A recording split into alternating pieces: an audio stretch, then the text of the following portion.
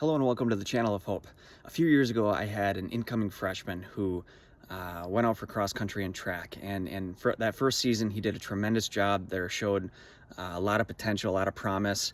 As a freshman, the young man set a freshman record for one of our track events at our school, and he also qualified for state.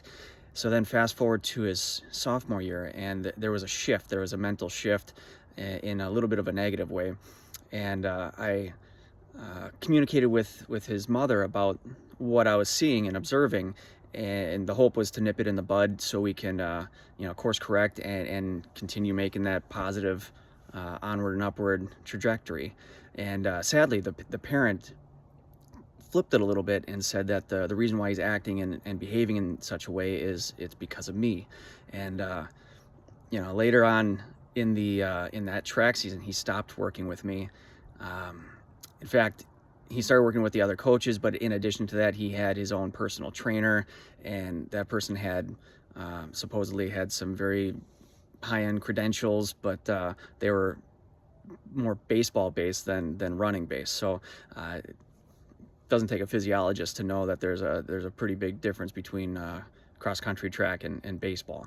But needless to say, this young man, he continued to have some level of success, but not the same level that he could have reached or could have achieved had he had a different mindset. They had, and by they I mean him and his family, they had that victimhood mentality.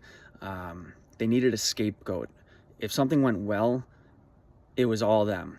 And if something went wrong, in this case, it was me. I was the reason, the culprit, the excuse that they needed for why there wasn't a certain level of success. And the one parent went so far as to say in front of the coaching staff and her own son that because of me, his balls went back up into his body.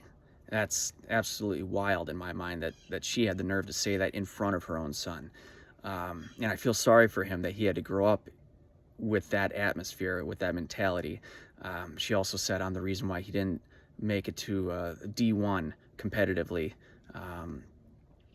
All I can say to that is, in your own life, what are the successes and failures that you have had, and with that, are you blaming someone else if you have a failure, or are you taking ownership with that? I think we cling on, we hang on to all that negativity.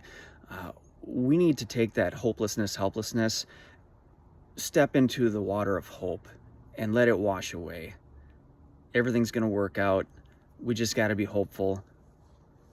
And that's all I have for today. Thank you.